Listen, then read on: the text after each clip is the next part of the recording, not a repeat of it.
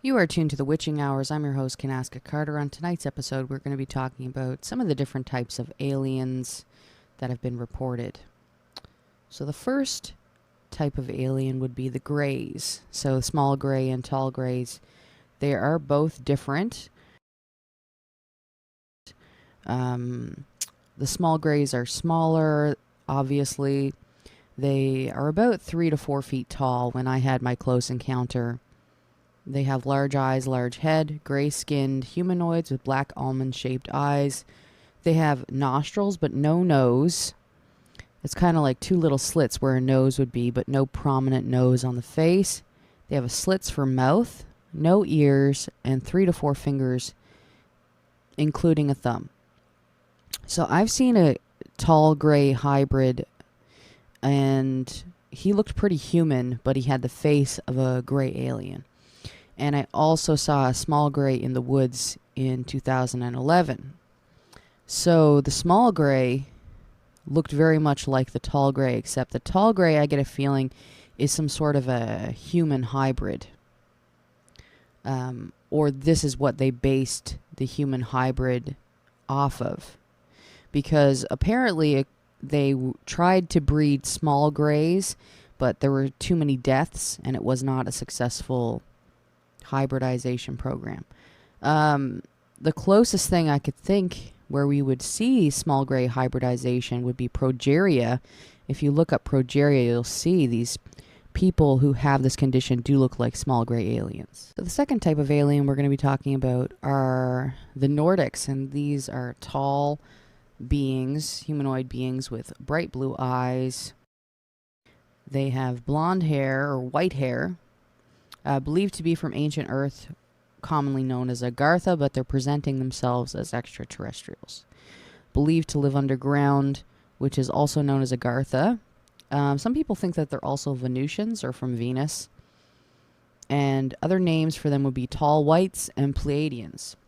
Now these almost look quite human. They could 100% pass as human and live amongst us without us even noticing or detecting that they're some form of interdimensional or alien or extraterrestrial race. The next type of creature would be known as cryptozoological animals, such as giants from Atlantis, Loch Ness Monster, or Mothman.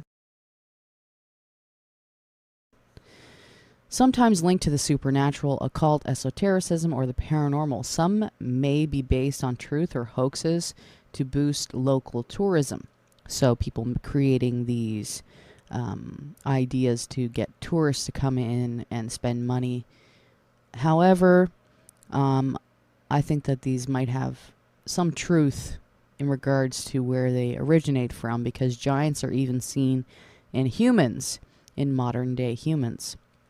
Not to mention large skeletons that have been found around the planet. And the theory that we come from Nephilim or giant creatures, I think that could have some truth to it as well. So a very common alien that we do see is reptilians or reptiloids. Tall, scaly humanoids, head of a crocodile, also known as draconians. I had a close encounter in a lucid dream where a humanoid being came through the balcony window, and it had the head of a crocodile, and it was wearing a black robe, and it looked like maybe the hood was pushed back. But I ended up being abducted in this dream, and the next morning I woke up feeling like I had been drugged. I couldn't even open the doorknob to my door, and in the dream they took one of my children. Now I had 2 cats at the time, and shortly after this one of my cats ended up dying. So I always wondered about that, and it was mysteriously it fell off a balcony. So I always wondered if something happened that was related to that dream, or if my dream was predicting that one of my cats was going to die. Another type of creature that we see would be skyfish or rods. These are elongated visual images that quite often appear in photos and video recordings, and these could be known as flying insects or a motion blur.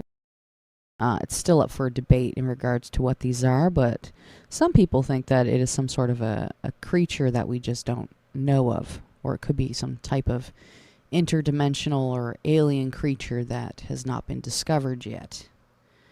Could also just be like a dragonfly or something flying by and it just looks like a rod. Another common alien that we see is the insectoid aliens, and they share a similar body or traits with common earth insects and arachnids. Ants or insects, they have a lot of eyes, they have the antenna, they have the body of what an ant would look like, but they're more of like a humanoid. Now I'm curious if this could be a form of genetic engineering, like what they did with humans, a human hybrid, and maybe they did an insect hybrid type of alien creature that we just are not fully aware of. Maybe that's where insects came from. They're from another planet or they're from another dimension. I am curious because there's so many insects that they just look so surreal. Like it doesn't even look like are we living in some sort of a fever dream? They will, they say it's evolution, but they literally look like their surroundings, or the colors that we see is just so incredibly beautiful. It makes you really wonder are these insects just like another form of alien being, but they're just super tiny? I've wondered about that sometimes. The next type of alien is a blue-skinned alien, or little green men.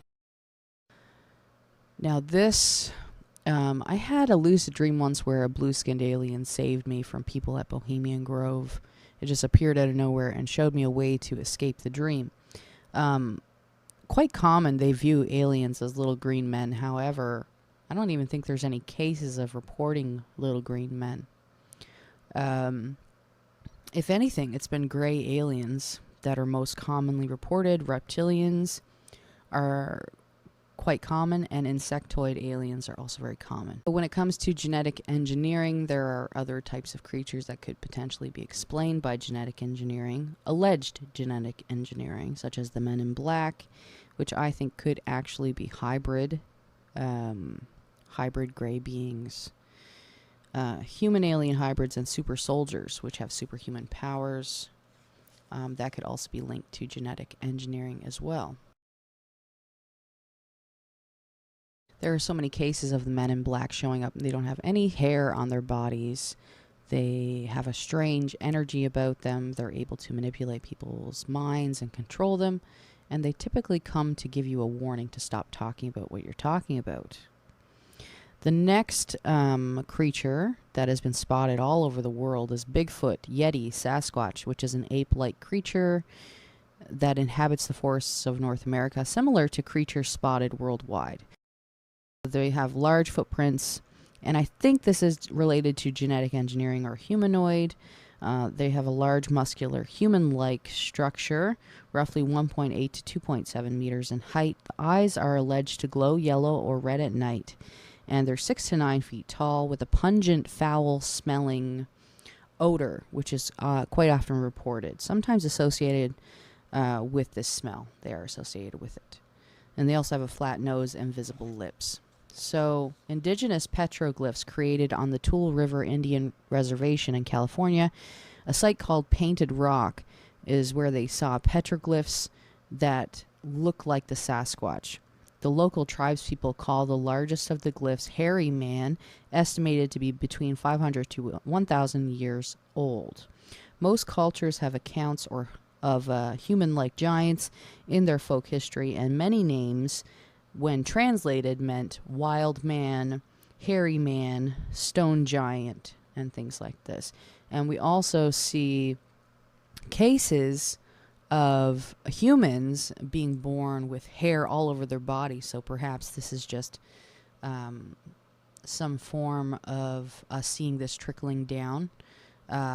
Could be a gene that is passed on in humans or that stopped being passed on in humans.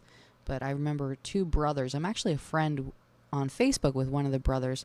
I saw him on TV years ago, and he's completely covered in hair, and they look like werewolves almost. It's kind of cool looking.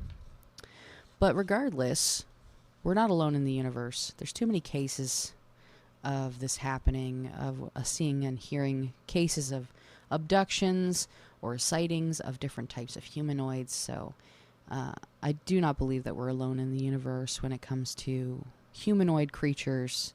Like I've said, I've had 3 close encounters with a small gray while being wide awake, also with a hybrid gray, and I also saw the rake, which looks like a demon, and it was running on all 4s, and it was literally floating a foot off the ground. And outside of being wide awake, I had many lucid abductions and encounters. So that is it for this episode of The Witching Hours. We are not alone in the universe. I'm your host, Kanaska Carter. I will see you next Wednesday night, early Thursday morning for another episode of The Witching Hours. Halloween's coming up, so make sure you dress up and have lots of fun. I'll see you next week. I love you very much.